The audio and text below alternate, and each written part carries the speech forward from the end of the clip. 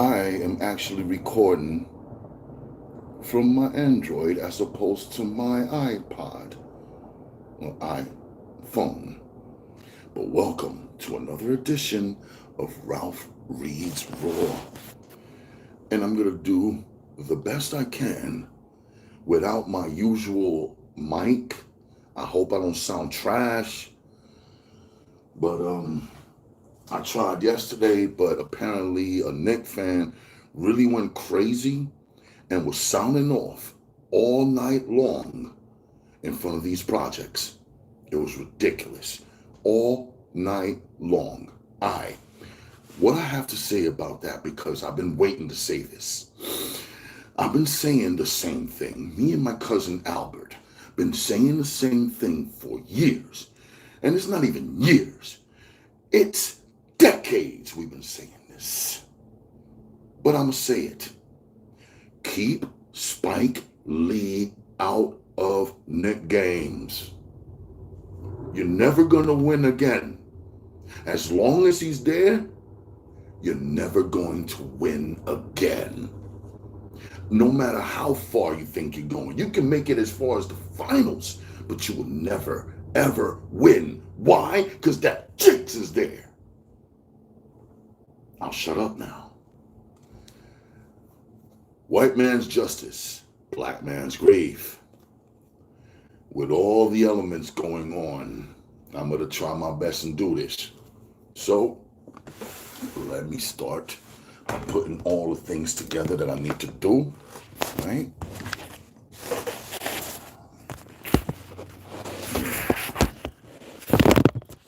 Pardon me.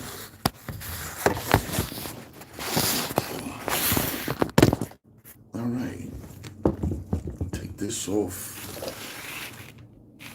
Yo.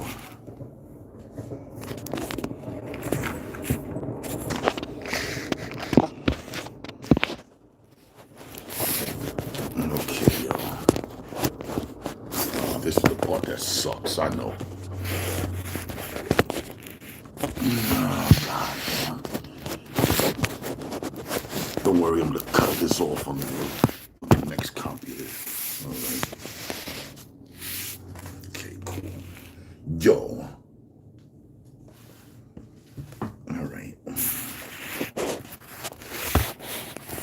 Really? Are we really going to do this? All right.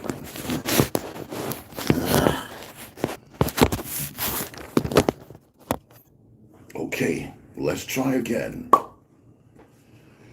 Whew. Alrighty. This is Ralph Reads Raw. And this is what happened when things are raw. You're going to see what goes on behind the scenes. And that'll be that. Now, let me give a big shout. Grand Rising Brother says 704 Liquor House Talk Network. Salute to you, Day Warner. Peace. Now, get this out of the way. All right. Move this over like that. No, come on. Move it over. Damn it. All right. I'm going to give a big shout. Wait, before I do, I got to clean this out. Boom. Get going, out, go. Just go. Pardon all the delays, but we're going to finish this book for once. You know what I mean? Yesterday I couldn't do it because people insist on having Spike Lee in the building.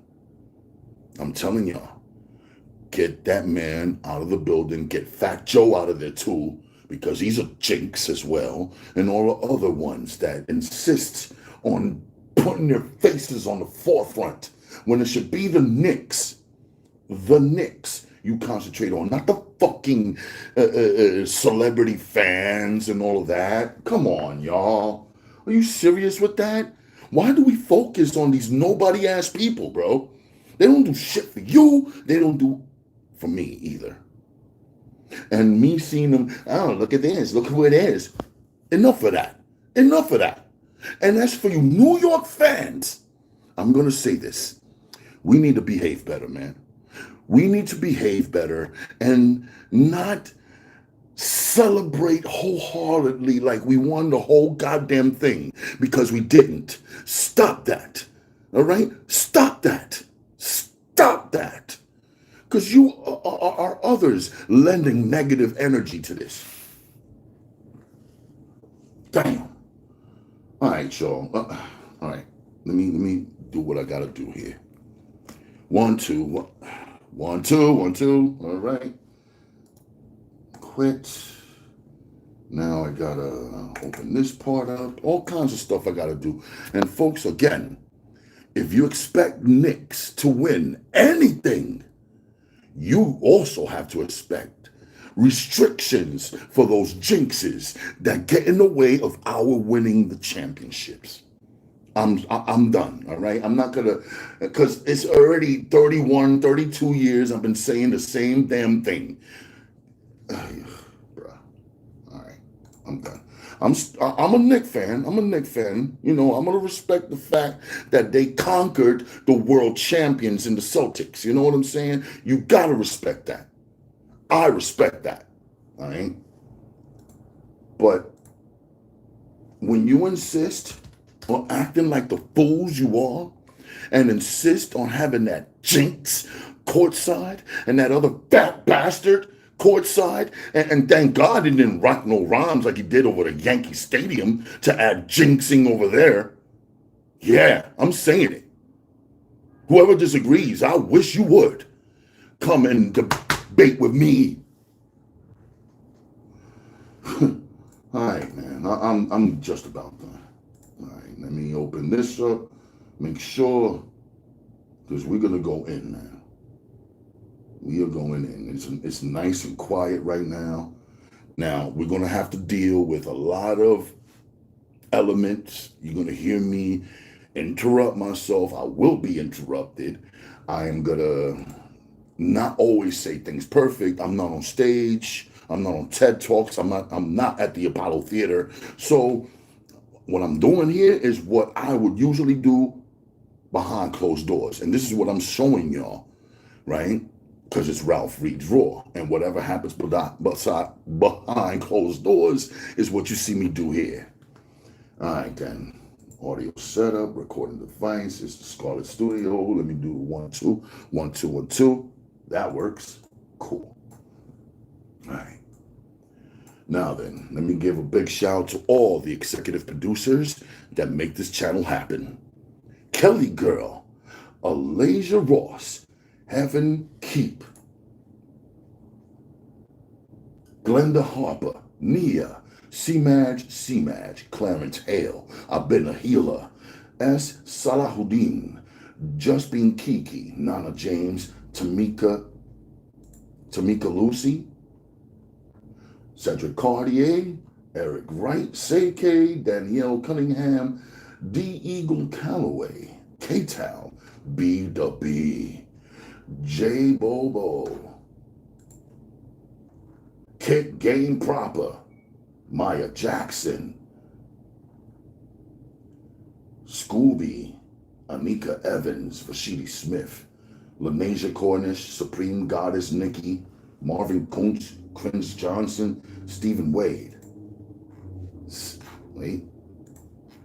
Stephen Wade, K. Marie Billingsley, Queen, T Money, 704, Liquor House Talk Network, Papa Perk, Anaya Drake, Sherelle 5150, Damian Irving, Sweet D, Mr. T, salute to you, brethren. That's another day one of mine right there.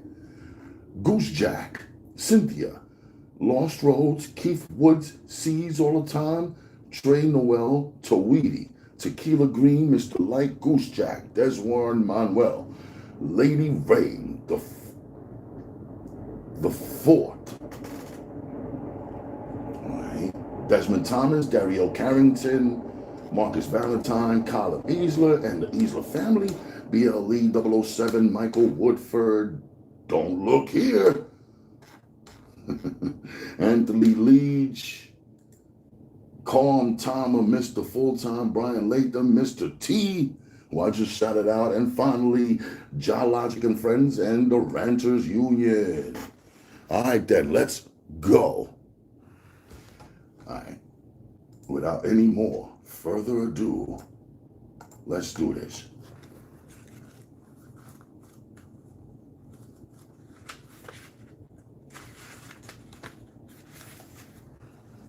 Okay. Chapter 14. When dawn broke, an array of light came through the windows high up on the outside of the bars. Chester rolled over and lit another cigarette and lit another cigarette. He had been thinking about what had happened that past evening. Now he couldn't wait until the turnkey came by, calling out the names of the men shipping out that morning. He had had enough. If he stayed on the ward any longer, he'd more than likely end up killing Jug. He knew it. It was a fact. He was too well aware of himself. He thought the man was an animal, unfit to live beside other men. What are you trying to do? Smoke up all your cigarettes before you leave today? Willie asked. Willie asked from the other bunk. You better believe it, Chester replied. He smiled in the semi-darkness. His friendship with Willie had really grown. He had met many men in prison, made many acquaintances, but never before had he allowed himself to become so close to another man. In reality, even though Chester hated to admit it to himself, Willie was really the... Damn it, here comes a train. Willie was really the first man he had ever been able to call friend. Chester was a loner, so it came as a surprise to him. Damn it. 1 second. Because I'm doing this in the daytime, this is to be expected.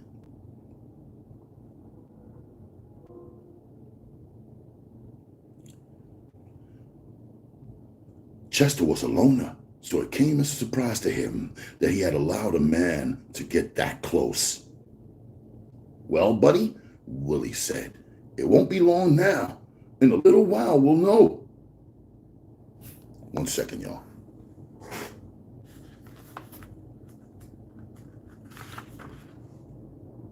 Hurry up, train, please. And I'm hoping because it's Sunday that things aren't as bad.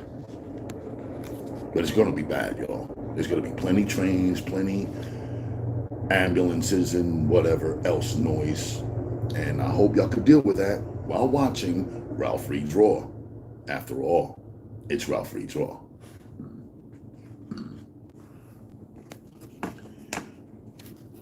Each man fell silent. Each drifted with his own private each drifted with his own private thoughts.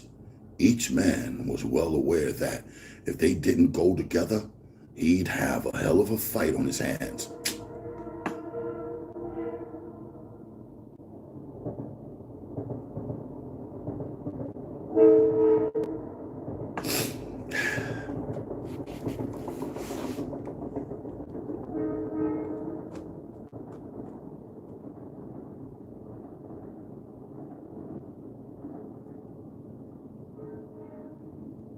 Each man fell silent. Each drifted with his own private thoughts. Each man was well aware that if they didn't go together, he'd have a hell of a fight on his hands. But neither man seemed too worried about it. But neither man seemed too worried about it. The lights on the catwalk went on, and the coffee wagon appeared. As soon as the chow wagon was passed, a turnkey showed up calling names. The guard started at the last ward in the rear, then worked his way back. When he reached Ward 2, the first name he called was Willie's.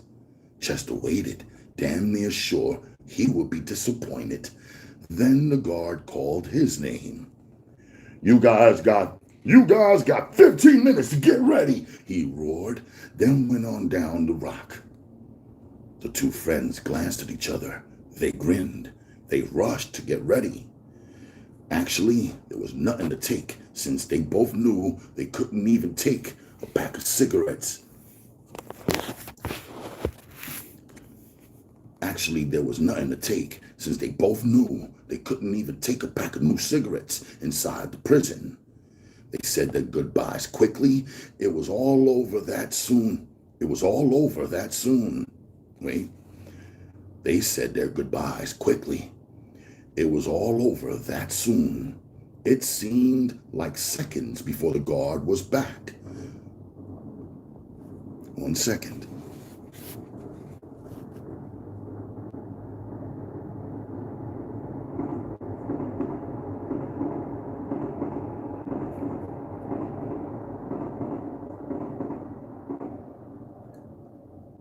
It seemed like seconds before the guard was back, opening the door and calling out to the men. "The Jackson Express is waiting! The Jackson Express is awaiting!" Most of the prisoners who came out of the wards seemed happy to be going. They grinned at each other. You gotta be kidding me. This is why I usually do this at night.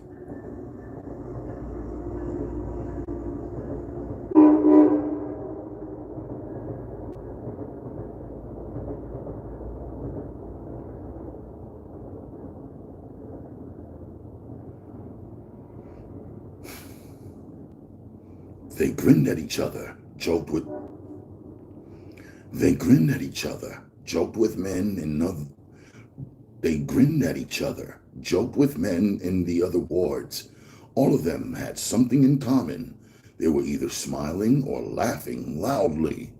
A passerby who didn't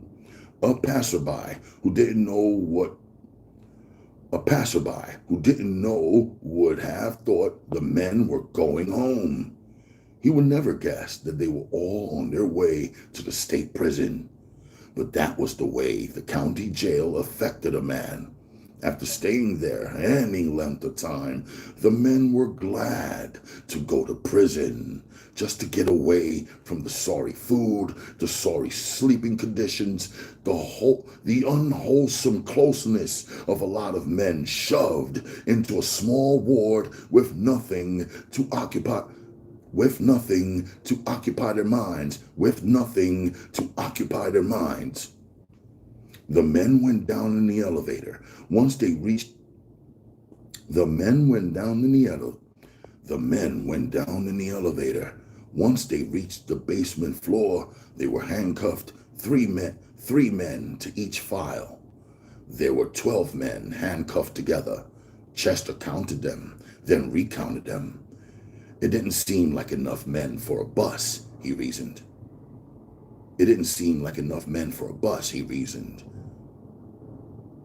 Oh, gosh.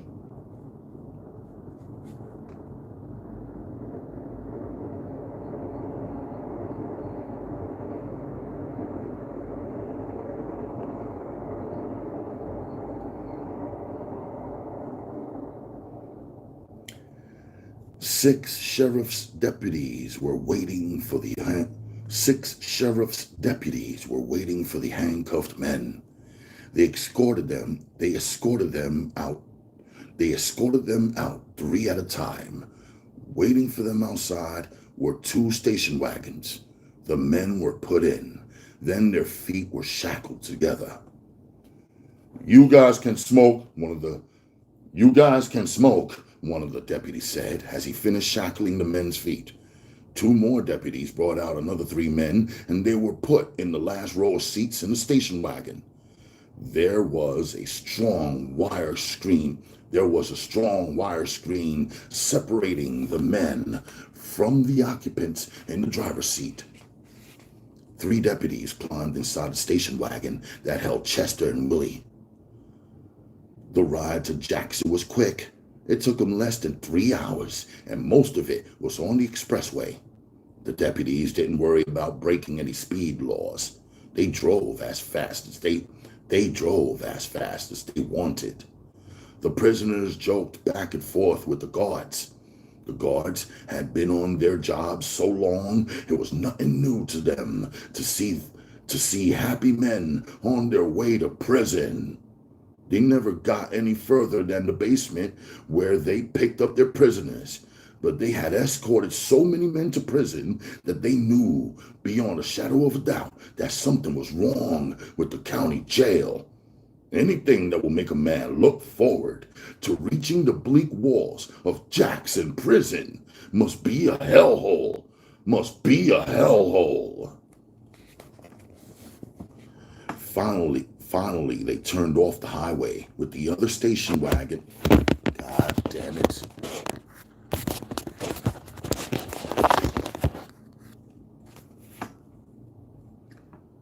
Finally, they turned off the highway with the other station wagon right behind them and turned in at the prison gates.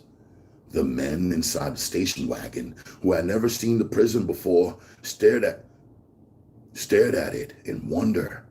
It was the law. It was, I gotta chill. It was the largest prison in the country. It was the largest prison in the country, and from the outside, it looked it. The guard at the gate waved them straight through. They drove down a well-paved street. Damn it.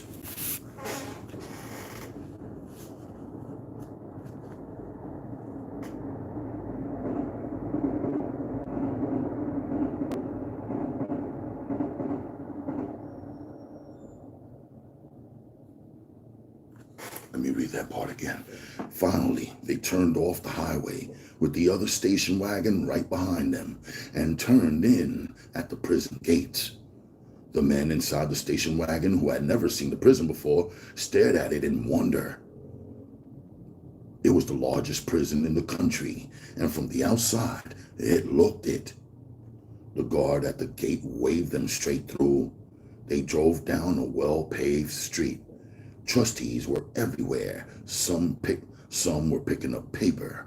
They were all well dressed in clean blue outfits with matching jackets for those who bothered to wear jackets on the warm sunny day.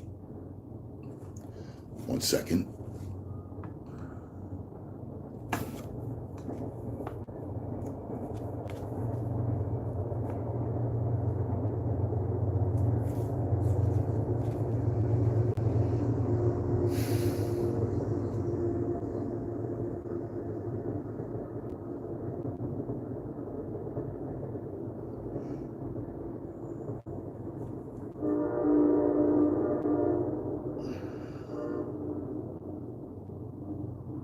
Any more damn trains? Sheesh.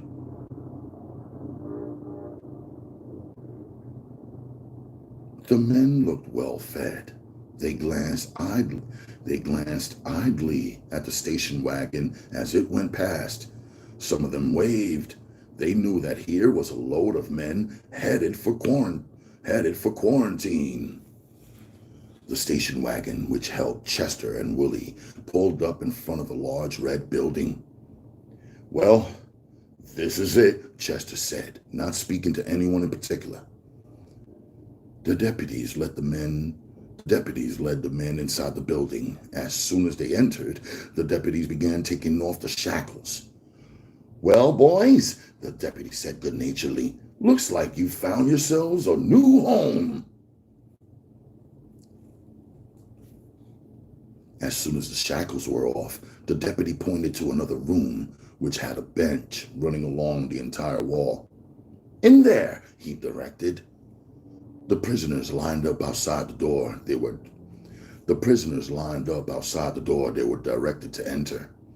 They had to wait until a guard inside a bulletproof control room pushed a button, then the door quietly opened. As soon as the men entered, a prison trustee was waiting for them. "You guys take your clothes off," the trustee said.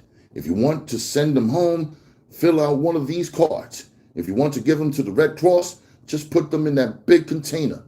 When I call your name, go in there and get under the shower. Don't come out until another inmate shows up Don't come out until another inmate shows you which way to go. There's soap on the shelves against the wall. Put the soap back when you finish. Put the soap back when you finish, and keep the noise down. Some of the men who had never been in prison before stared at the prisoner closely. They couldn't tell if he was a guard or a prisoner. Some of them called him sir, and others used the term officer.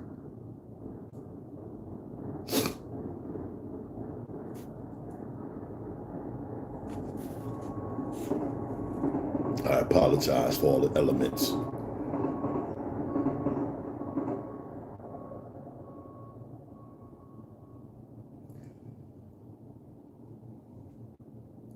Some of them called him sir, and others used the term officer. He quickly corrected the first man who called him an officer. Listen, Mac, the middle-aged, colored trustee said, I'm a con, just like you, so knock off that officer shit. Call me any motherfucking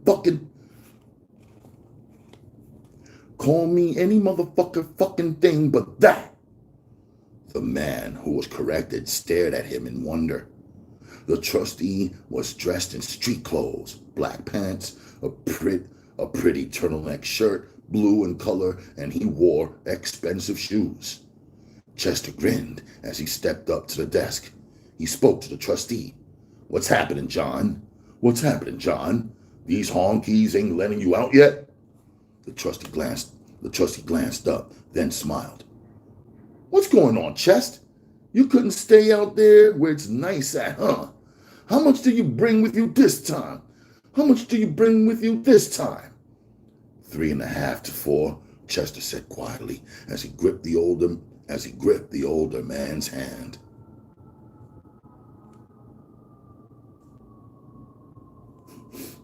Somebody had a fire. Somebody's always getting hurt. Somebody's always going through something to sound off these goddamn sirens.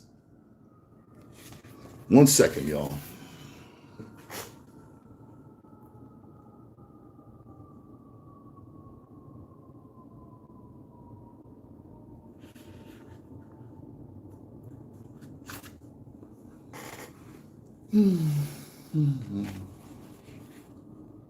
Shit, John exclaimed. You ain't got nothing but a wake up. You can do that shit on top of your head, man. Your dick won't even be done got hard before it'll be time for you to go to dress out. He pointed his finger towards the shower. When you finish in there, you tell that goddamn barber that I said you're a personal friend of mine and to look out for you.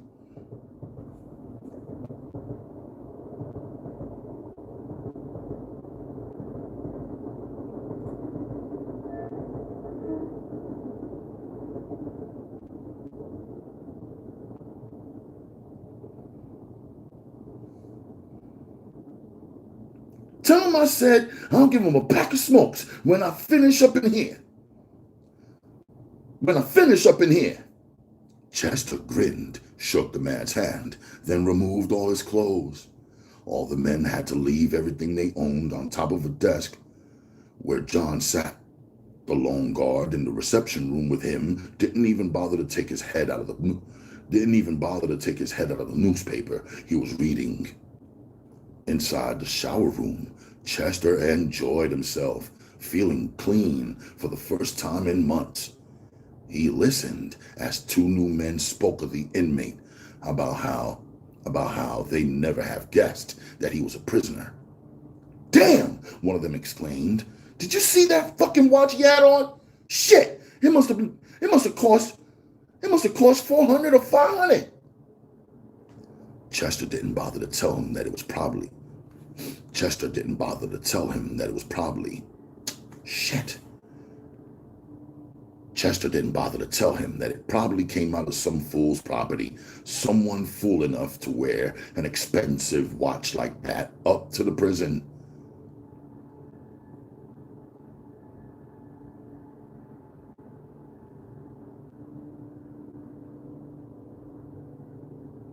You know, a man could take a watch in, but he had to swear it didn't cost over $50. If it cost more, it went into his property bag or he sent it home. Either way, it had to go through too many hands, prisoner hands at that, for it to ever reach its destination.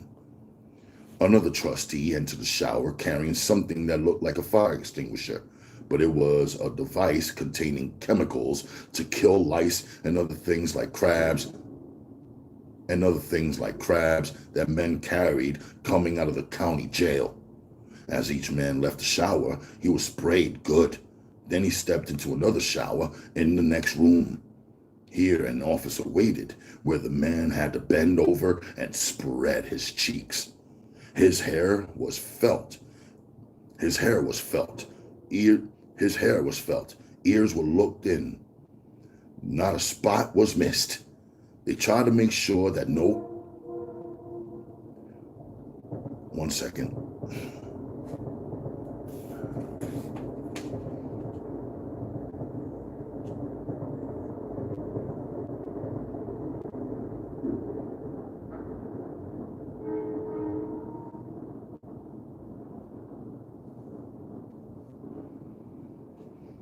They tried to make sure that no contraband was brought in. The men were led buck naked through his room. Then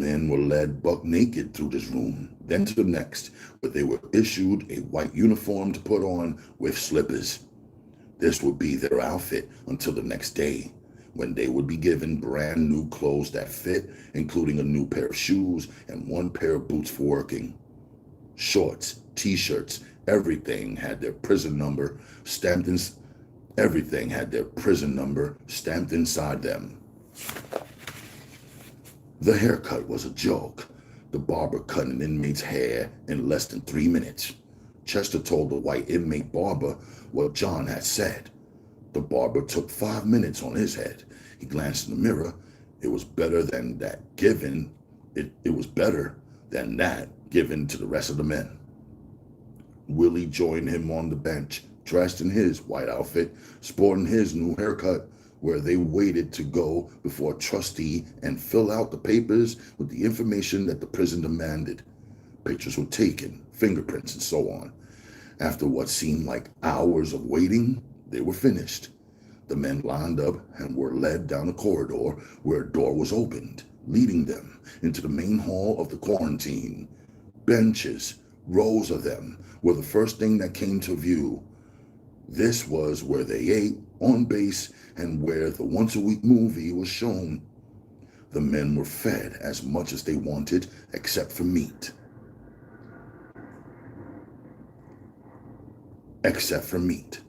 They were each given just one piece of meat, but it was large. Milk was served as much as they wanted.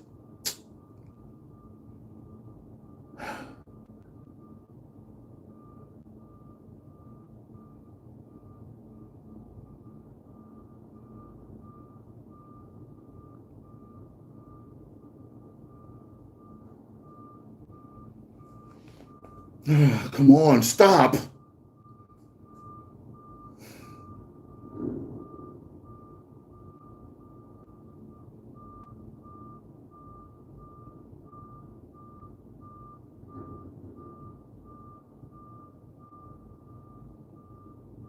Oh, you gotta be kidding me with all this noise.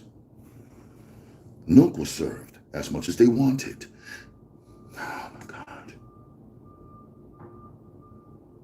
1 second, folks. I apologize for Ralph Reed's rawing. The truck backing up, man, and it's going beep, beep, beep, beep. And I can't record that. I refuse to record that.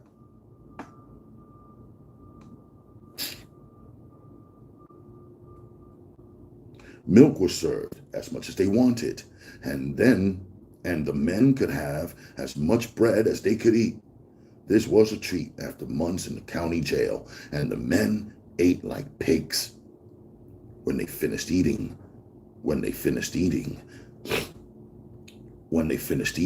they were led down base, the first floor of the blocks. An inmate stood and an empty cell passing out bundles with blankets and sheets in them. Each man was then given a tag with a number on it, which was his cell number. Chester glanced at his number, 4th gallery, number 68. It figured. They put the young inmates down on base with the men who were too old to walk up the steps. The old convicts, vets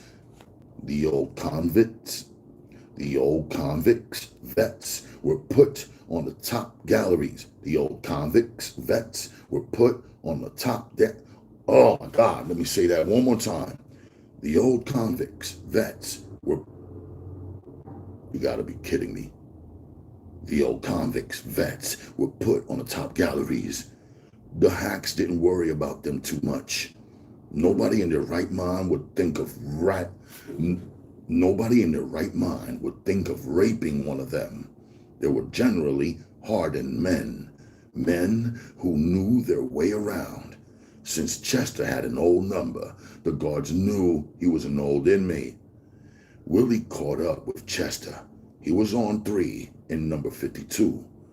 The men carried their belongings and went up the stairway side by side. The men carried their belongings and went up the stairway side by side, laughing and talking. It was a relief to be where they were. They would be in quarantine for at least a month, but it wasn't anywhere near as bad as the county jail.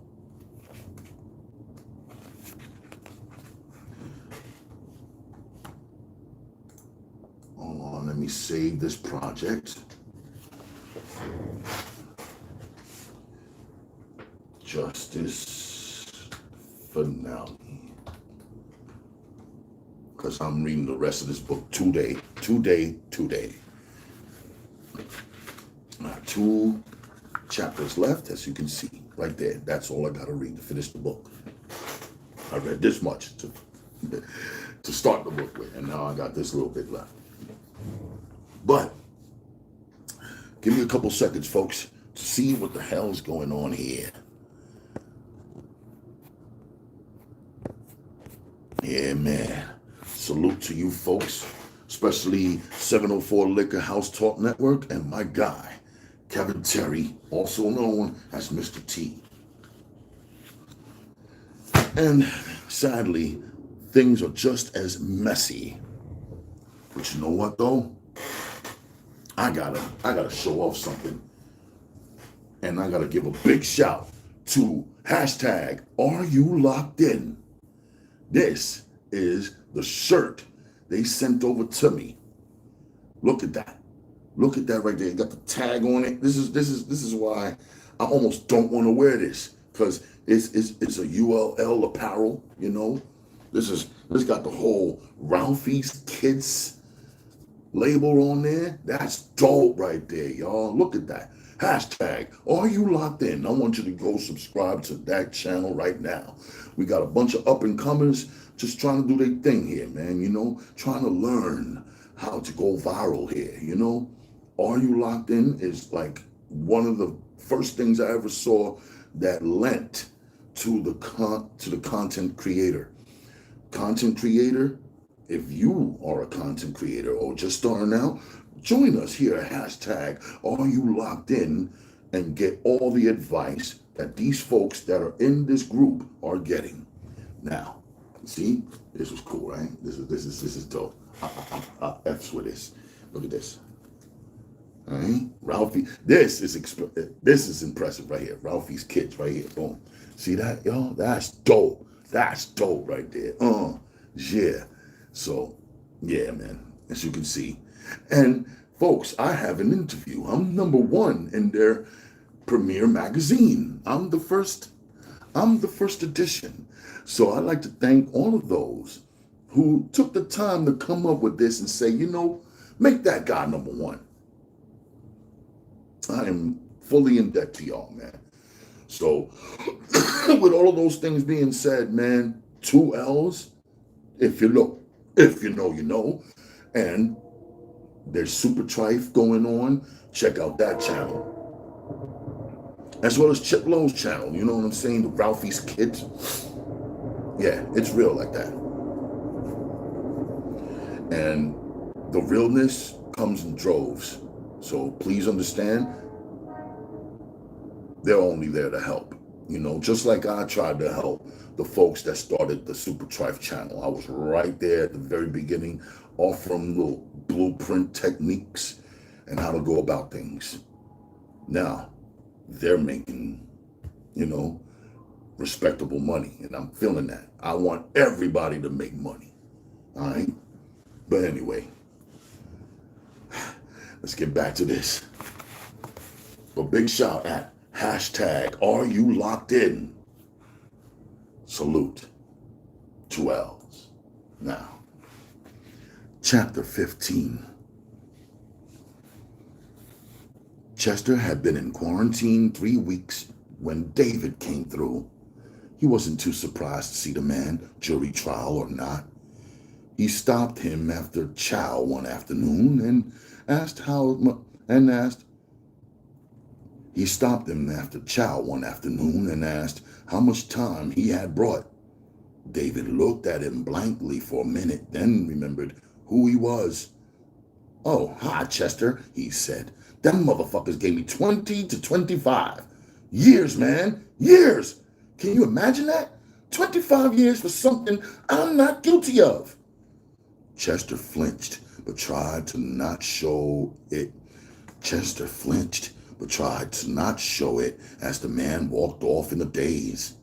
After that, Chester made it a point to avoid David whenever he saw him. He mentioned it to Willie one day. Shit!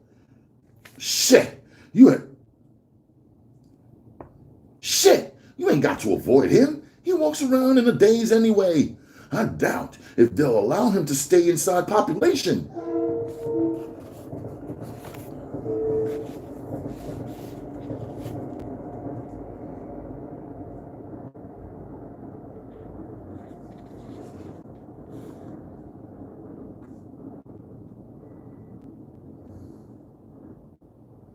I doubt if they'll allow him to stay inside population.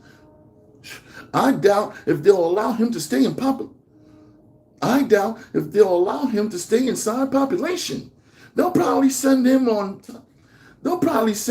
top of 6 Block, Willie said. It went that way until Chester went out to population.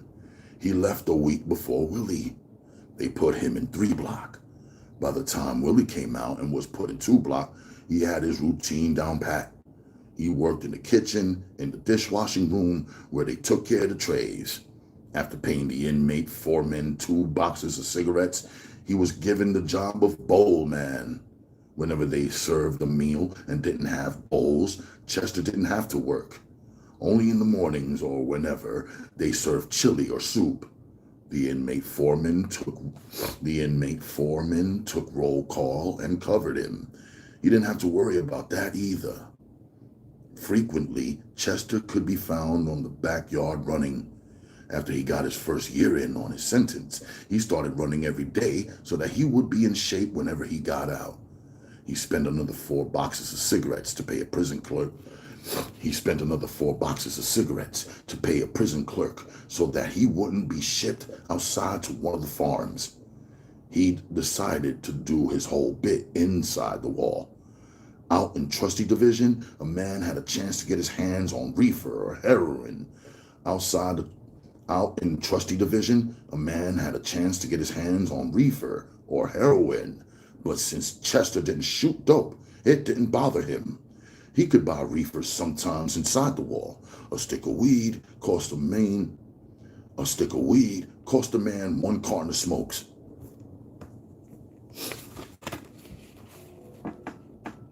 A stick of weed cost a man 1 carton of smokes.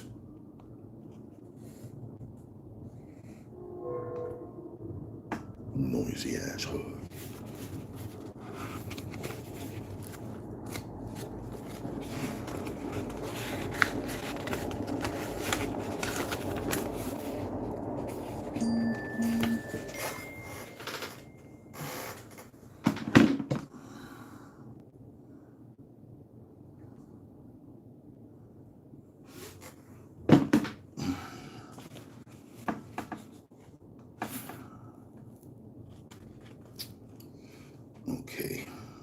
In prison, cigarettes were money. Anything a man wanted, anything a man wanted could be brought for enough cigarettes. Anything a man wanted could be brought for enough Now you see why I record at night. But at night, it's proven to be just as annoying as it is right now.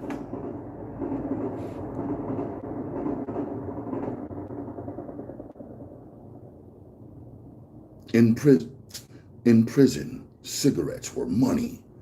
Anything a man wanted could be bought for enough cigarettes. Everything but a woman. But there, the punks came into play. Inside the prison wall, it cost 2 boxes of cigarettes to have a relation with a homosexual.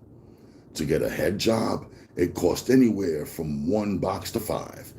It depended on the homosexual. If he was an old grumpy punk, it was if he was an old gumpy punk, it was cheaper. The younger ones cost more. After Chester had been in population for 6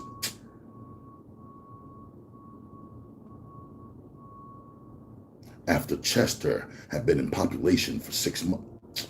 Oh, you gotta be kidding me. After Chester had been in population for 6 months, Jug came inside the wall. He was there for 3 months before he got killed over a homosexual. Another inmate stabbed him to death during a movie. Willie paid out 3 boxes of cigarettes to get the prison clerk to transfer him over to Chester's block. After that, when there was a vacancy on the third floor and Chester locked on the 3rd tile. Damn.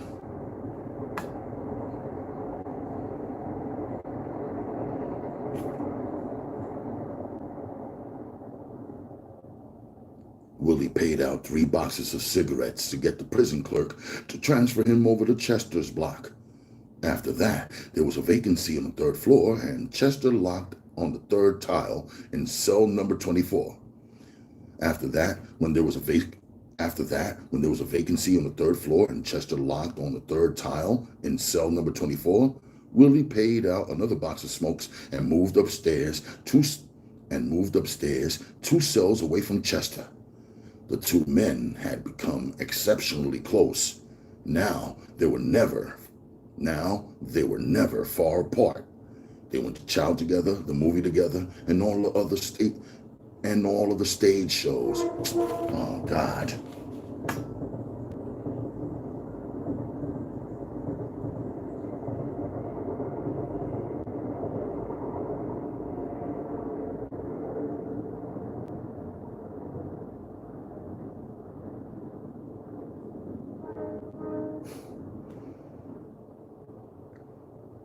They went to chow together, the movie together, and all of the stage shows or whatever other entertainment came inside this prison. The 2 men did everything together. Chester taught Willie how to play chess. Then took the time to teach him how to play bridge. Both the men signed up for school at night. Chester took up art, learning how to mix his paint so that he could turn out pretty good oil paintings. Since Willie couldn't paint, he took up typing in English.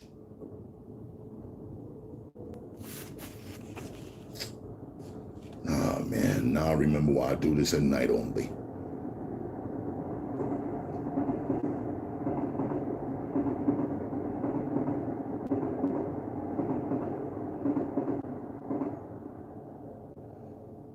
He started trying to write. After a while, he could write pretty well. He started sending out short stories to the various magazines. Each block inside the wall held close to 500 men. Each man had a private cell. Some of the men had desks and homemade lamps inside their cells.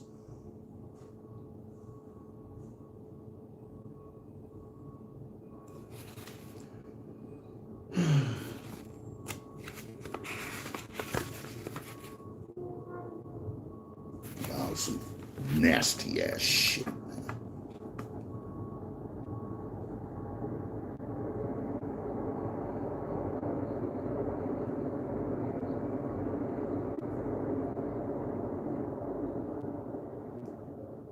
Each cell had its private. Each cell had its. Each cell had its private toilet, wash bowl, and each man had a broom and a small brush to keep his toilet clean. And each man had a broom and a small brush to keep his toilet clean. The cells were checked every day by the guard on duty while the men were out on their jobs.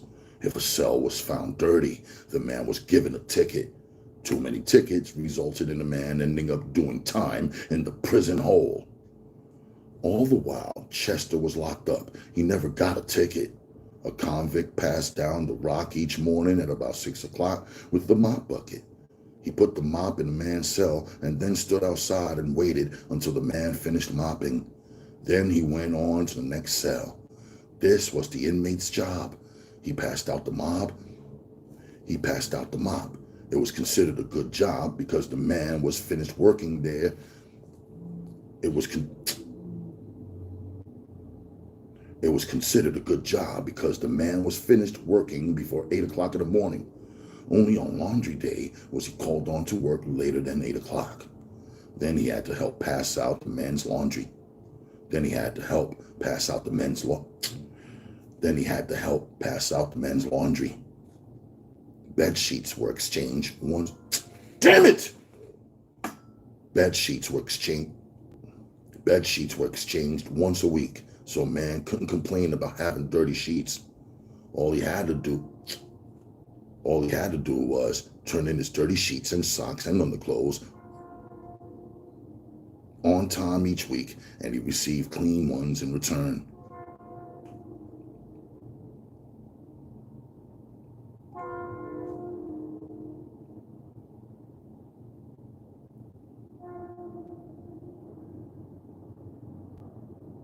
Ridiculous. This is why I record at night. This. Even on a Sunday, I can't get no peace, man.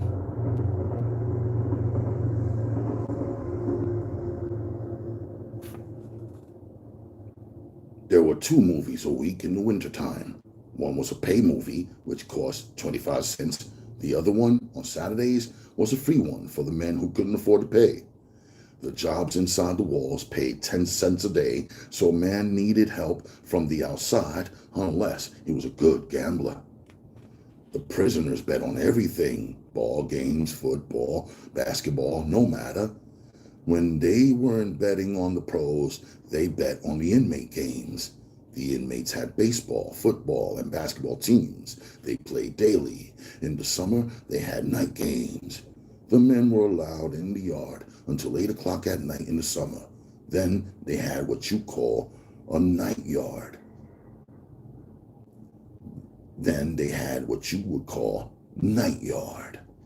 Inside the wall, they had 5 basketball courts. There were also 2 inside the gym for winter, when the men stayed locked up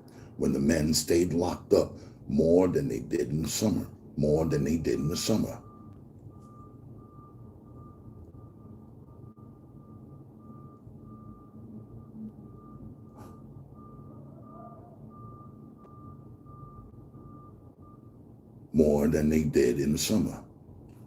In winter,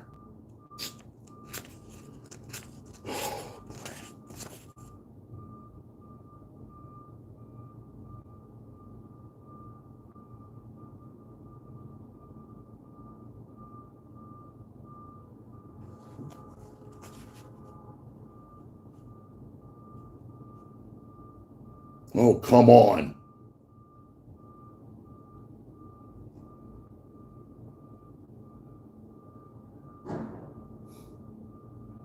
God, the noise.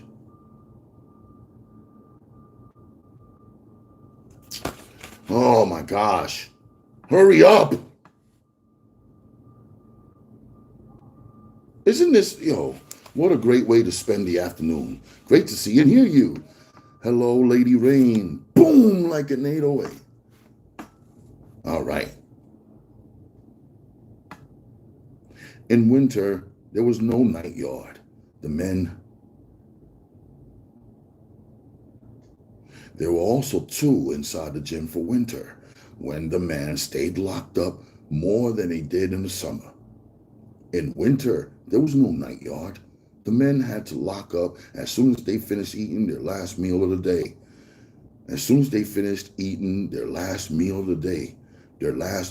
As soon as they finished eating their last meal of the day. As soon as they finished eating their last meal of the day. By 6 o'clock at night in the winter, there was no one out in the yard. You could see men hurrying across the yard, coming or going to school. Then each block had a certain night for gym.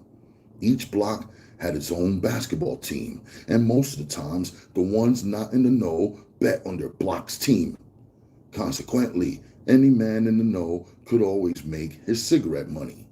If he knew who was good in chess or bridge, he could bet on those games too. The prisoner paper carried the standings of the men in the chess clubs, so some inmates would bet on that week's chess games. With his agile mind, Chester did easy time. He did the time. He didn't let the time do him. The years slipped by without his realizing where they had gone. His everyday program was never interrupted by stays in the hole. He could anticipate from past experience whenever a shakedown was due, so he was never caught dirty. He didn't read sex books, so he didn't worry about having them found in the cell. "Hey, partner," Willie said to him one day as they walked towards the mess hall. "I got a chance to buy some mean spud juice, Chester. You want me to pick up a quart for you? If so, speak now or forever hold your peace." Chester grinned. "Yeah, baby." Damn it. Y'all hear that shh?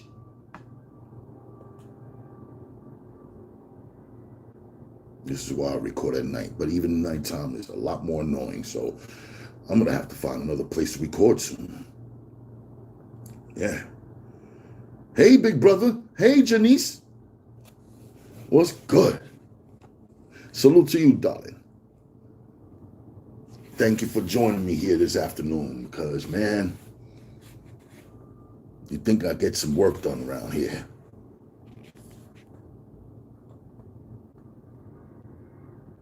Chester grinned. "Yeah, baby boy, how about picking up enough so that we can have us some... How about picking up enough so that we can have us some... How about picking up enough so that we could have us some before going to the movie tonight? Then have a little bit left over to take to the movie. You cop the spud juice, and I'll pay our way to the movie. Plus supply the potato chips and popcorn." "That's cool, man. I'll just end up going in the hole about 6 packs of smokes." "That's cool, man. I'll just end up going in the hole about 6 packs of smokes. I'll just go. That's cool, man. I'll just go. Oh, that's cool, man. I'll just end up going in the hole about 6 packs of smokes. If you bothered to add up what the spud juice cost against what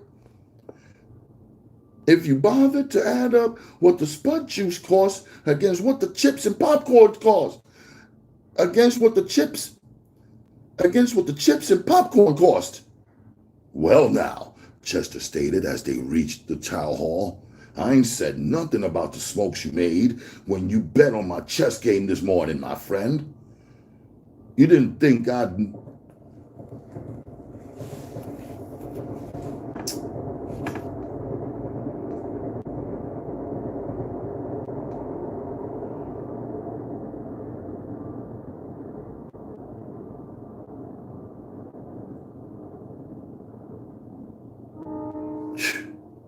Unbelievable.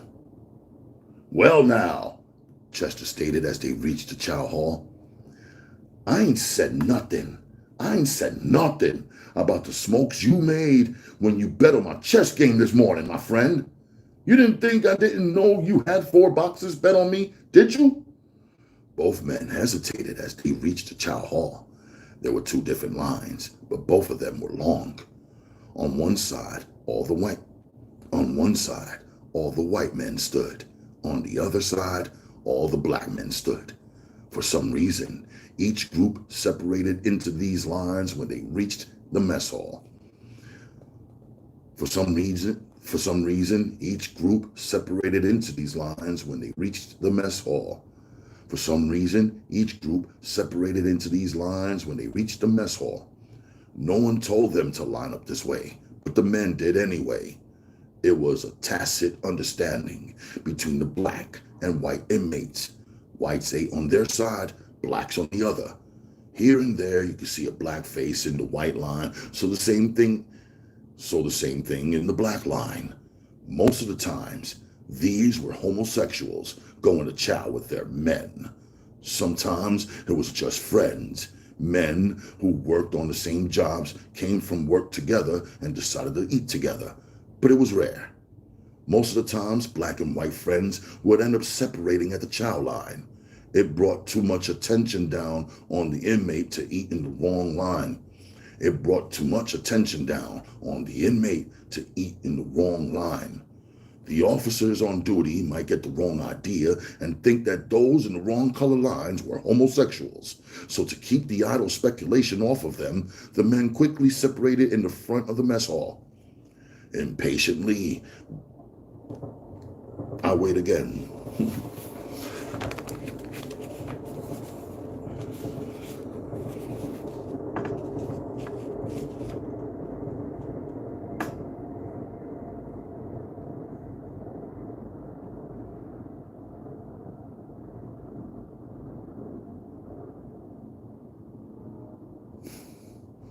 Impatiently,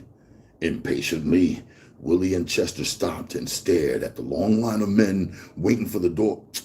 Impatiently, Willie and Chester stopped and stared at the long line of men waiting for the door of the mess hall to open. "Fuck this shit," Willie said, almost reading Chester's mind. "I ain't got enough time left on my sentence to stand in that long-ass line." Chester grinned, then led the way around to the back of the mess hall. They jumped up on the garbage rack and went through the back door. They had to knock on the back door until one of the men working in the clipper room glanced out to see who it was. The men who worked in the mess hall were allowed to eat on the early line, but most of the time, Chester and Willie, who worked in the kitchen too, missed the early line because the inmate foreman might be short of help, and then he'd grab whoever he saw to use in a job that needed filling. As they grabbed their trays, Chester inquired, What's that shit about you're too short? You don't think these peckerwoods are going to let you out on... You don't think these peckerwoods are going to let you out on parole, do you? Well, I don't know, but you can damn well bet that when I go before parole board next week, that when I go before the parole board next month, I'll be hoping like hell that they do. Instantly, perspiration broke out on Willie's forehead. I don't want to fool myself, Chester, but I can't help it, man. It's all I think about day and night. Before my time was fast, but as soon as I found out that I was due to go before the board next month, man, But as soon as I found out that I was due to go before the board next month, man, I can't sleep, study, or even read a fucking book without my mind going back to the parole board. An enormous feeling of anguish washed over Chester. Willie was so absorbed in his thoughts of freedom that he hadn't noticed a change in Chester. Damn it, man. Whew. An enormous feeling of anguish washed over Chester. Willie was so absorbed in his thoughts of freedom that he hadn't noticed the change in Chester. Impatiently, Chester tried to shake off the unwholesome feeling that had overcome him. He knew that he definitely resented the idea of Willie leaving. It was uncanny. He didn't understand it. It was too complicated, but he faced up to the reality of it. With exasperation, he realized that he was jealous. He had seen it happen dozens of times before, but in each instance, he had felt that the man who resented his friend leaving was a pretty petty bastard at heart. A real friend wouldn't resent his friend going home. In fact, he'd look forward to it. Just seeing a buddy going out should make a friend happy, so he had always thought. But now he knew differently. "What's wrong, baby?" Willie asked at last as they made their way through the chow line. "You don't like what's on the menu? You don't like what's on the menu today?" Chester managed to control his fleeting thoughts. He was furious with himself because he knew that the first thing that had gone through his mind was the hope that Willie would get a flop at the board. "No, man. I was just wondering what you would do once you got out. You know that I know how your finances are. So I was hoping that once you got out, you wouldn't fuck around and end up taking off some bullshit. You wouldn't fuck around and end up taking off some bullshit caper that didn't have but $300 or $400 in it." "Yeah, I know what you mean," Willie replied. He spotted a friend of theirs who worked in the mess hall. The man waved them over. "What's happening, Albert?" Chester said as they joined the man. Albert Jones was one of those elite men in prison. One of those men who would never get out. He was a lifer. He had killed 2 policemen when they stopped his car one night. He had been drinking and arguing with his wife when the officers pulled him over. One thing led to another, and the policemen had ordered him out of the car. He got out shooting, killing the first officer instantly. Then after the second one had fallen, he leaned over and pumped 2 shots into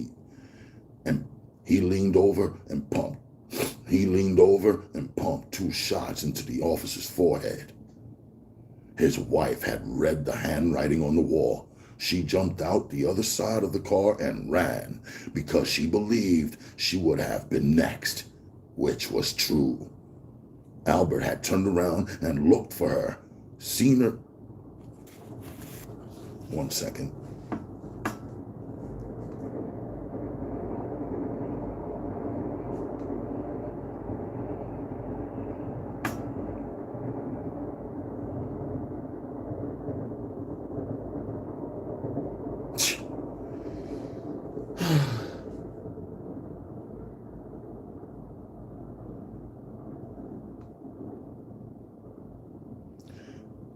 Seeing her fleeing up the side of the hill on the expressway, he had taken aim and attempted to fire, only to find out that he had run out of bullets. By the time he had relieved one of the dead policemen of his gun, she was too far away for a pistol. He had gone after her on foot, shooting at her from a distance, but by the time he reached the top of the hill, police cars were all over the place. His wife rushed over to one, blurting out what had happened. Albert didn't waste any time. He opened fire on the police car, praying that he would hit her with a lucky shot. He wasn't lucky, but he did wound another policeman. By this time, he was under fire and went down with 3 bullets in his body. It was a wonder that he lived. The doctors hadn't expected him to, but somehow he survived. What it is,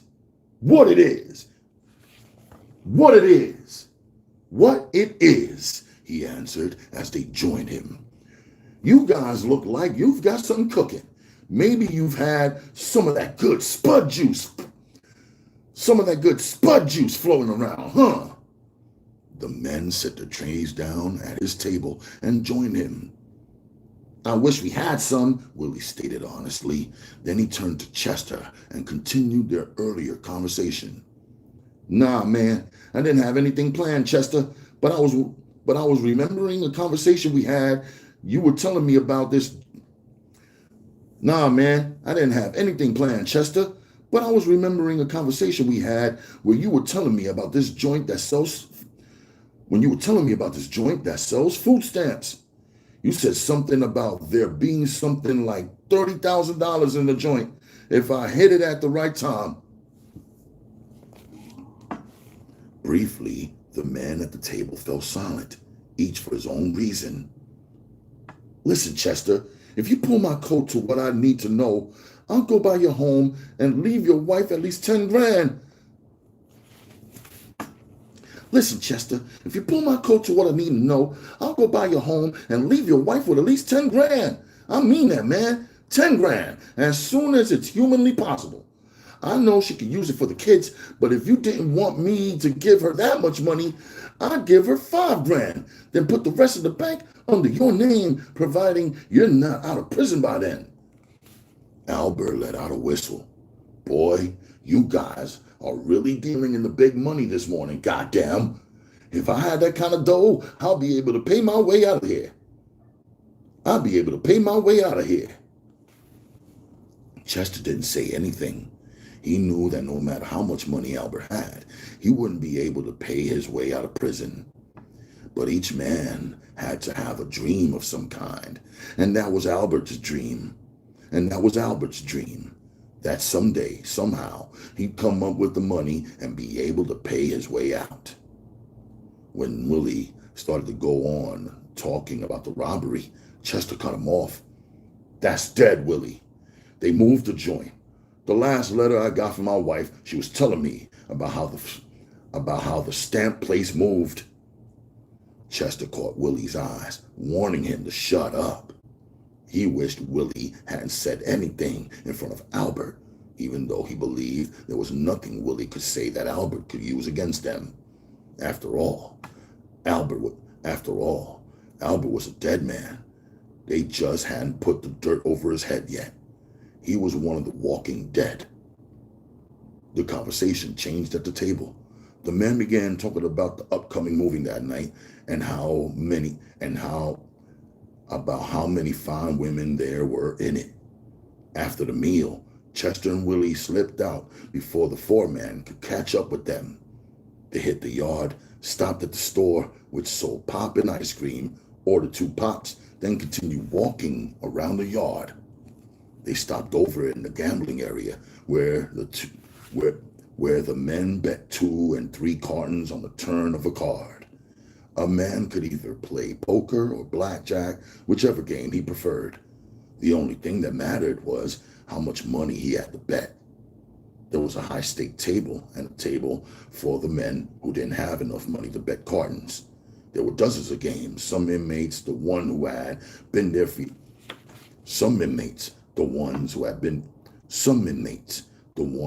had been there for years, had private tables that they used every day. When they came to the yard and someone was using their tables, the men had to vacate. These were the big gamblers, the men who could afford to hire a hitman, inside the wall if it was necessary. Sometimes it became necessary. A young inmate sent down from one of the madhouses where the young inmates were held because the prison authorities couldn't control them, for example, might see the old con raking in money at his table and try to take over. The one night, the prison guards would walk by the showers, which were located on base, and find a body or pass a cell and see a man stretched out on his bunk, his neck at a bunny angle. The word would have already been passed up and down the tiles. Men would know that a hit was going on, but no one wanted any part of it. It didn't pay to be involved as a witness, not if one wanted to leave the prison alive. Because the inmates ran the prison, there was no doubt about that. Just about everything that happened or was going to happen inside these walls of the prison, the prisoners knew long before the guards did. I'll read that part again.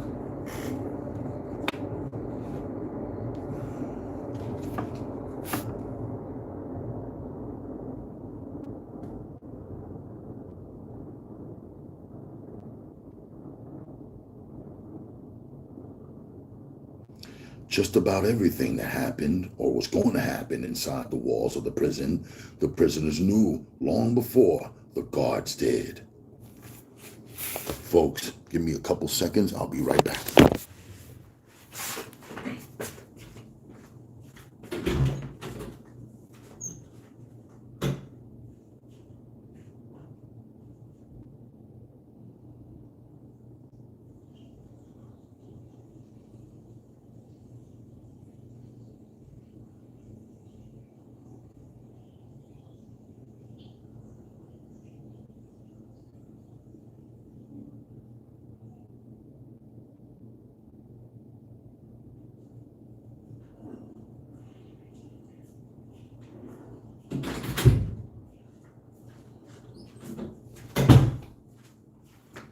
All right, let's do this again. Boom. All right, y'all. I'm back. Let's get back at it.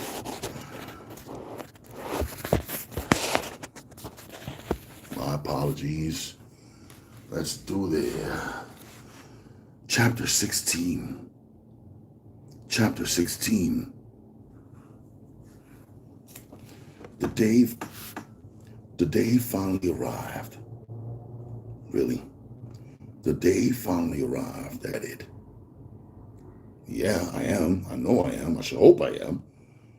You're live. Okay, I'm live. The day finally arrived that Chester had dreaded. Willie had been before the parole board and had made it.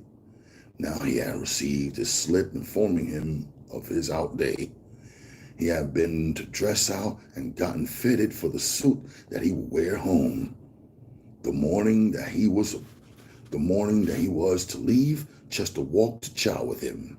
They ate their breakfast quietly.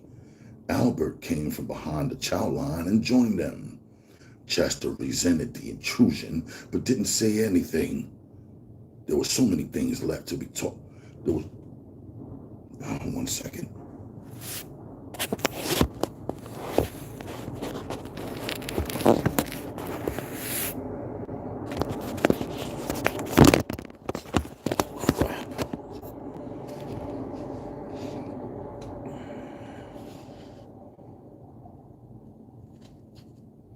Chester resented the intrusion, but didn't say anything. There were so many things left to be talked about. There were so many things left to be talked about.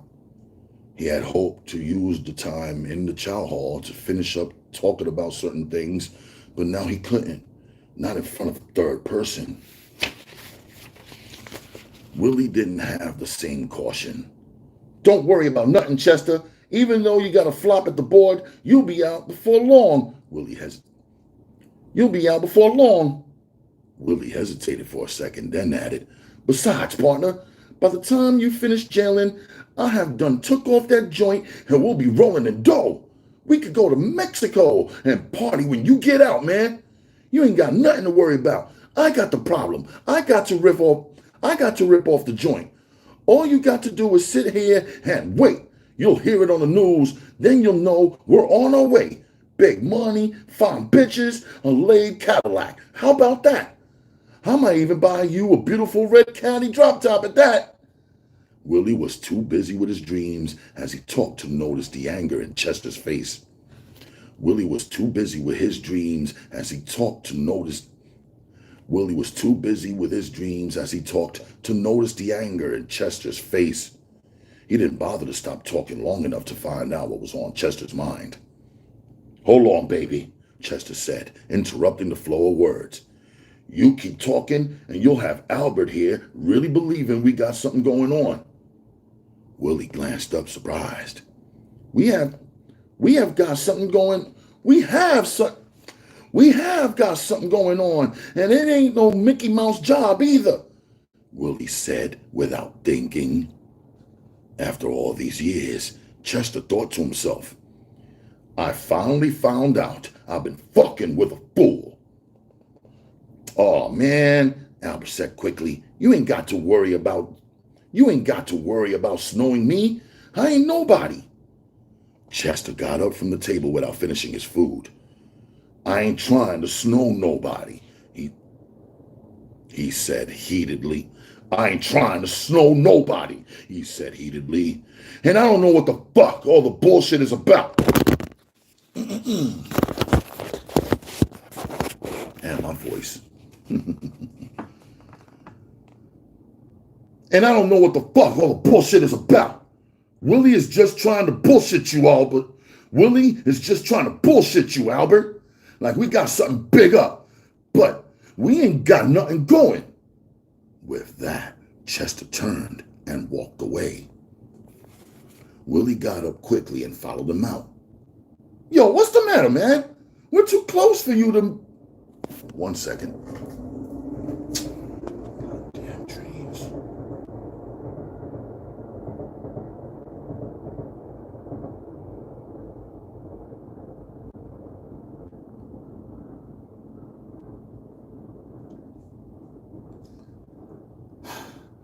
We're too close for you to come down on me like that. Why you want to make the guy think I'm a liar, man? Willie was really dumbfounded by Chester's reaction. God damn it, Willie. What the fuck is wrong with you? I thought you had more on the ball than that. I wish the fuck I hadn't said anything to you about that job, man. Here you sit in the mess hall and run your goddamn game in front of a man who doesn't have anything going for him. He will jump at any kind of straw to get out, even if it didn't happen or it couldn't help him. He'll still run up front and tell them people if he thought it would do him any good. I thought you had more sense than that. Really, I did. Now I don't know. Shit.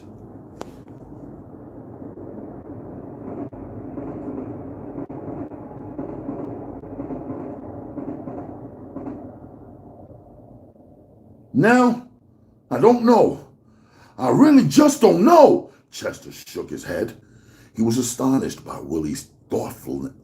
He was astonished by Willie's thoughtlessness. Why don't we just call the whole thing off, Willie? Let it ride until I get out. You have got to have help on the job anyway, so just wait until I'm home. Then we'll make it off together. Moisture stood out on Willie's forehead. He realized now how foolish he must have sounded. But it was the excitement of going home and everything that had made him run off with the lip. But it was the excitement of going home and everything that had made him run off with the lip. He started to explain this to Chester, then decided not to because of his shame. He didn't want to give Chester the idea this late in the game that he was a kid who couldn't control his mouth, so a silence fell between them. One that was to last until they said their farewells. Chester helped Willie carry his belongings over to the front office.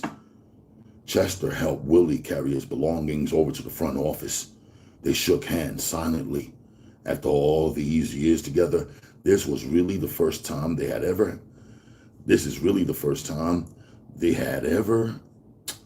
shook hands silently. After all these years together, this was really the first time they had ever had any kind of disagreement. Remember now, Chester began, just hold on until I come home. It ain't but 9 more months. Then we'll hit the joint together. That way.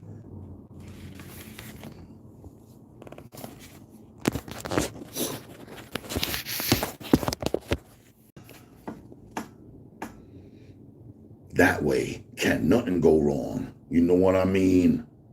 Willie agreed, but in the back of his mind, the thought began to take shape to pull the job off as soon as possible, just so that he could show Chester that he wasn't a poop butt. After Willie took his stuff and walked on towards dress out, Chester stood and stared after him. He had a premonition. He didn't feel right about something. He knew that he was safe, but he worried about Willie. He liked the young man. If only he'll wait, Chester said over and over and over again as he stalked back towards his cell.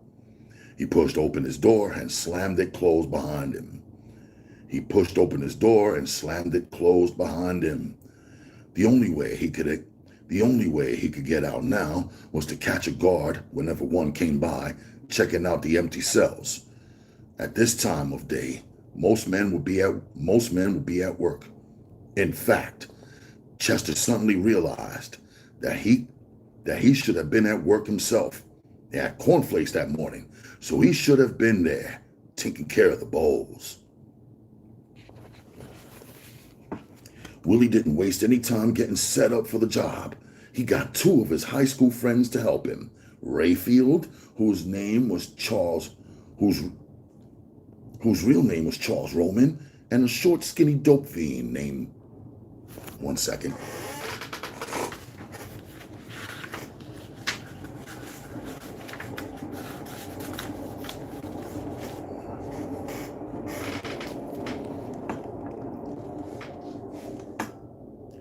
Willie didn't waste any time getting set up for the job. He got two of his high school friends to help him. Rayfield, whose real name was Charles Roman, and a short, skinny dope fiend named Jake Hawkins, sometimes called Tiny. The men entered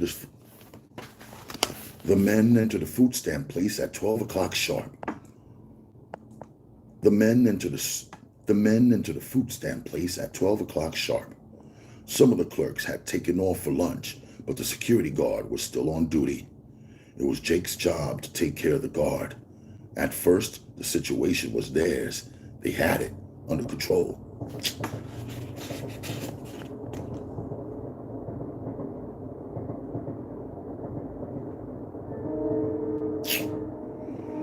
Oh, God.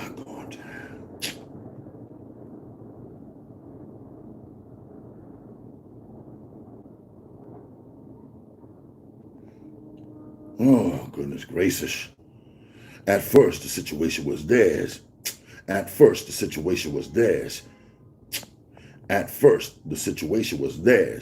They had it under control. But Jake made a mistake. Instead of taking the guard's gun, he only held the guard at bay. Suddenly, a woman entered the front door. She was fat and dark complexioned. As soon as she saw what was going on, she screamed. "I'm not about to let you bastards take my money," she yelled, then struck out with her purse. Rayfield was the man nearest her. When she struck his arm, the gun went off. The bullet hit her right in the stomach.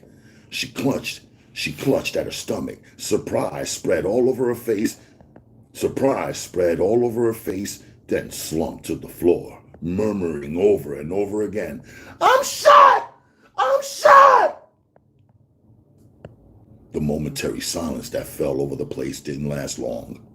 Willie had been busy collecting the money, but the shot caused him a dilemma that he wasn't capable of really handling. Willie was a follower, not a leader. His mind didn't function fast enough. Furthermore, he had picked the wrong kind of men for the job. After Rayfield fired a shot, they panicked. Jake, thinking only of himself, broke and ran. He forgot he had left the guard with his gun. As soon as he turned his back on the guard pulled his pistol. The sound was loud in the small confines of the building. Jake's body jerked from the striking power of the slug that tore into his back. Willie gritted his teeth as he raised his pistol and shot the guard in the head. It was a matter of fight or die. He had decided to fight. Willie grabbed the small black bag he had been stuffing with money and leapt the counter. He broke and ran for the door. Rayfield beat him out to the door. Rayfield beat him out the door. A police car pulled up as soon as the fleeing men were leaving the building. The officer on the passenger side shot through his open window without getting out of the car.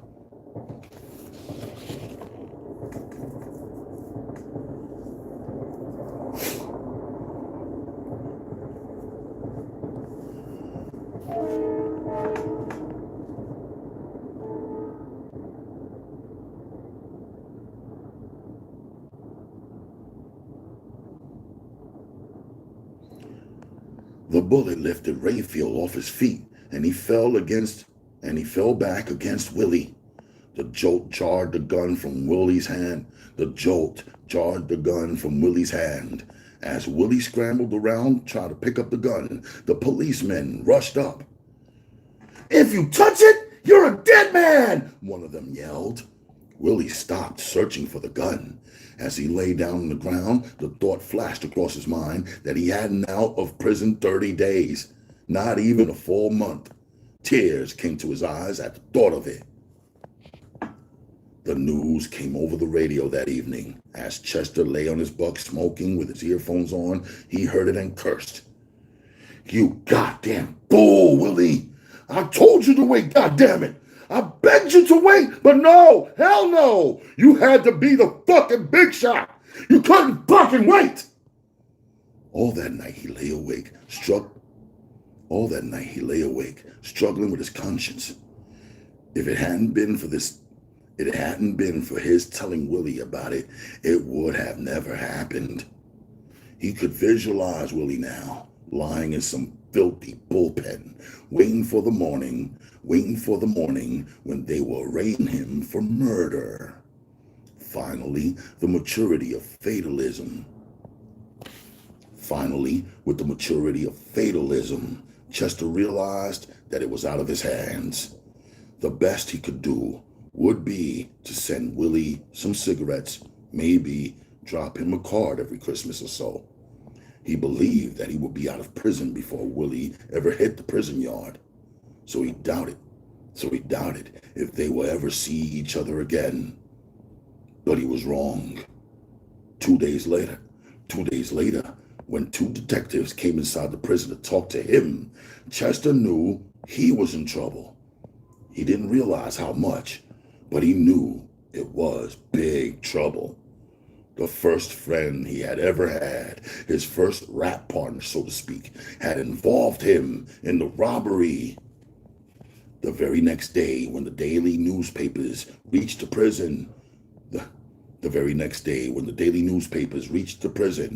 headlines would say, the headlines carried the story, "Robbery masterminded by inmate in prison." Chester stayed at Jackson until the trial came up. He was just about due to go home on discharge when they came to get him. He had talked to his public defender many times, so he knew just what he was fighting. He was fighting a first-degree murder charge, and he had never left prison. Because of the killings involved, his case was a big one. Front page news. The newspaper men were crowded in the courtroom, waiting when they brought Chester down. The case had already begun. They only brought Chester down when it was time for him to appear. The deputies that brought him down led him to a bullpen. There, they took off his handcuffs. As soon as they left, his lawyer rushed up to the bars. "Damn it, Hines! I asked you to be honest with me about this!" Chester stared at his lawyer as if he had lost his goddamn mind. "I have been honest with you. I told Willie not to rob that joint. I swear to it." The lawyer stared at him coldly. "All right, Mr. Hines. Then what? All right, Mr. Hines. Then what about this guy Jones? Albert Jones, I think his name is. He's a lifer in Jackson. He said he heard you guys planning this robbery on more than one occasion." In fact, he says the morning that this Willie character was getting out of prison, you were telling him the final details of this robbery. Is that correct? Suddenly, it was just too much. Chester couldn't even concentrate. To get a case like this was too much. Too damn near be found guilty was too much to believe. It just couldn't happen. Yet it was happening. Man, listen, please. I'm telling you the truth. Albert is a lifer. He'll do anything.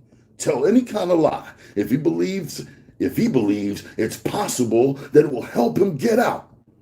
I don't know why Willie is involving me, but man, I asked that kid not to do it. Yes, we talked about it. The same way we talked about robbing a dozen banks. But it was just bullshit, something to pass the time with. The lawyer shook his head and walked away. Later on that morning, they came and got Chester. When he entered the courtroom, Willie looked every way but hidden.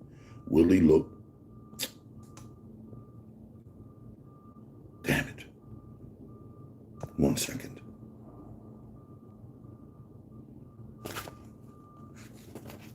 When he entered the courtroom, Willie looked every way but in his direction. He couldn't look Chester in the eye. When Chester finally took the stand, he looked straight at Willie and asked, "Why, Willie? Why? Why would you do this to me? Why would you do this to me?" Again, Willie looked away. Shame was written across his face. As the days of the trial wore on, Chester began to struggle with a full-blown hatred. Chester began to struggle with a full-blown hatred. Between the two men, Albert and Willie, Chester didn't know who he had hated the most. He couldn't stand the sight of either one of them. He knew that if he were ever near one of them in prison, he'd kill the man. Regardless of the outcome. A blackness enveloped him the day the jury came in with the verdict of guilty. Chester couldn't believe that 12 people had found him guilty as charged. Again, I gotta wait. A blackness enveloped him the day the jury came in with the verdict. Are you kidding me with this? 1 second.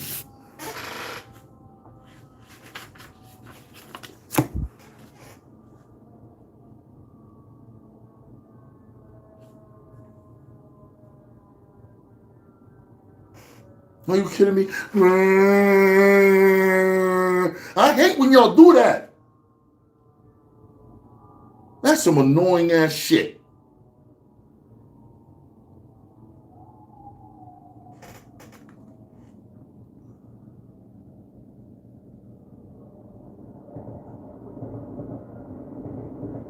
Now you see why I record at night, y'all. And even nighttime's no longer safe.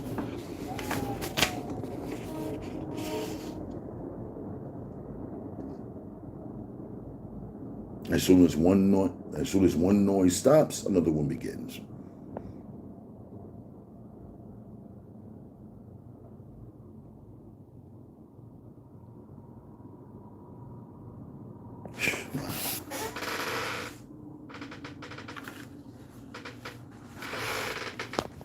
A blackness enveloped him the day the jury came in with the verdict of guilty. A blackness enveloped him the day the jury came in with a verdict of guilty.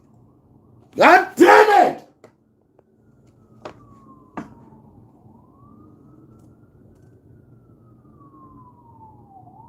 Shit!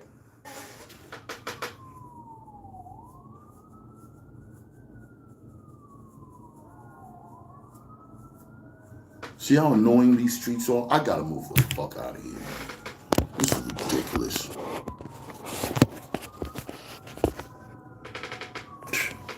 Y'all hear this shit? I know y'all hear this shit. Every day, all day, with the fucking noise and the fucking Knicks fans. Shut the fuck up.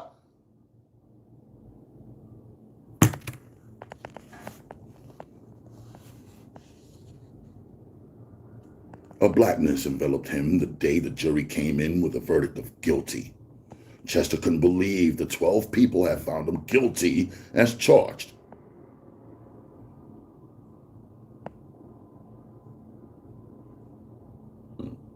Wow. Oh, come on. A blackness enveloped him the day the jury came in with a verdict of guilty.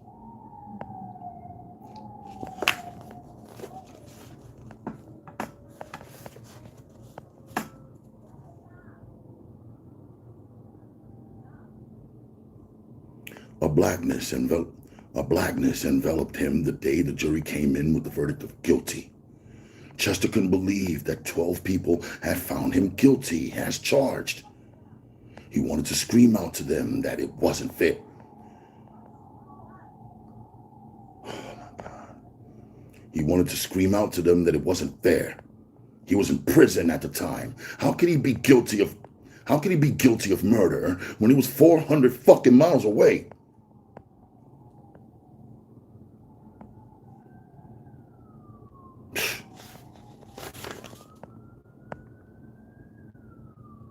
This is annoying.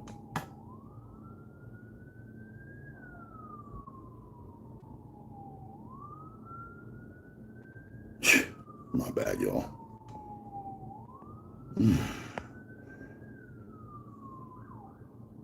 The morning they took him over for sentence, he had to stifle a recurring thought. This was the date that he would have been coming home from prison, free, discharged, not on parole, but completely finished with his fucking jail term. But instead, because he had allowed himself to become friendly with another human being, he was going to court to be sentenced. When he reached the courtroom, heavily handcuffed, he had to make his mind a blank. Willie had already been sentenced. Damn it, man. Give me a break!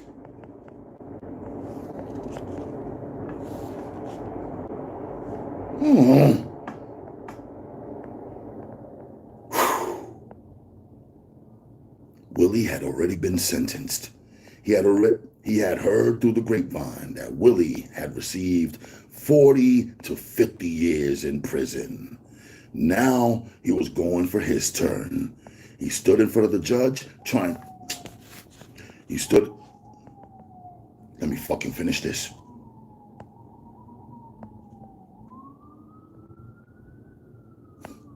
This is so annoying.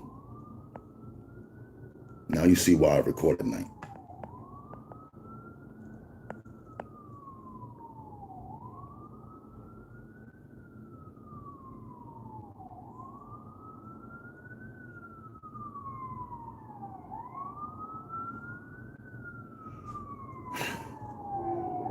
Oh my God, yo. Don't record here, man.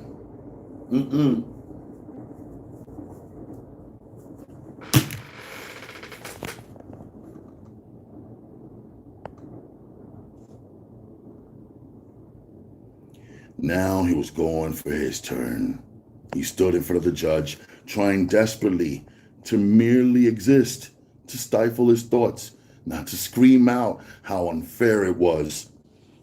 When the judge asked him if he was ready for sentence and if he had anything to say before sentencing, he could only shake his head.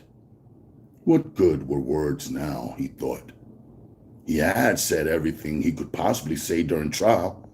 What could he add now when it wouldn't make any goddamn difference? He can only shake his head. The judge looked down at him from his bench. "Chester Hines," he said in a voice Chester thought awfully. Chester, huh? Chester Hines, he said in a voice Chester thought awfully deep for such a small man. I sentence you to life in prison. Life in prison. Chester was stunned. He stood motionless for what seemed an eternity as the judge's voice reverberated in his mind. Life in prison. Life in prison. Life in prison. Life in prison. Life in prison. Life in prison. Life in prison. Life in prison. Life in prison. All right, folks. And that's it. That was the last book in Donald Goines' bibliography that I had read. To be honest, folks, I'm going to tell you like this. I feel a way. Train notwithstanding, I feel a way about that. Now, I need a new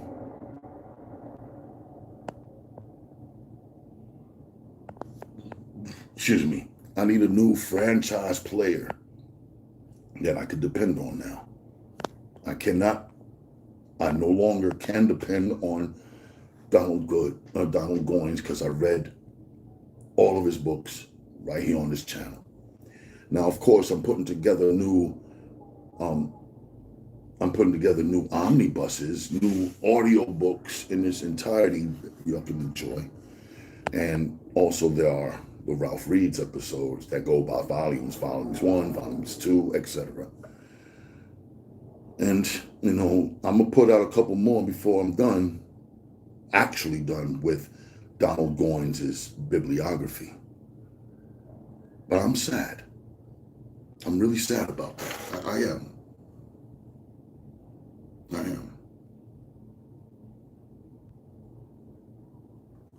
It's like questioning one's mortality type of thing, You're done, now what you gonna do? It's a little off-putting, I'll admit. But we keep it moving the best we can until it's our time to go, right? Sorry, I don't mean to be so morbid about it. But yeah, I hope Donald Goines offered yet more lessons. And, like he always does. But now, I need another franchise player. I still got a couple of Sister Soldier books to read. Her and Donald Goines basically saved my channel from obscurity. And I'm in debt to them for life.